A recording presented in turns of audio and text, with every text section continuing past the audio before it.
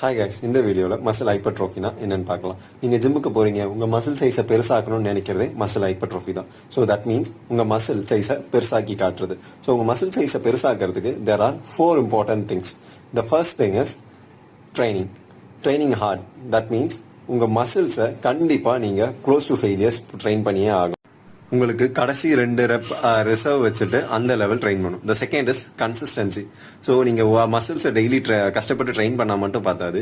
It takes time to see the results. At least உங்களுக்கு 4 to 5 weeks ஆச்சு தேவைப்படும் உங்கள் ரிசல்ட்ஸை பார்க்க.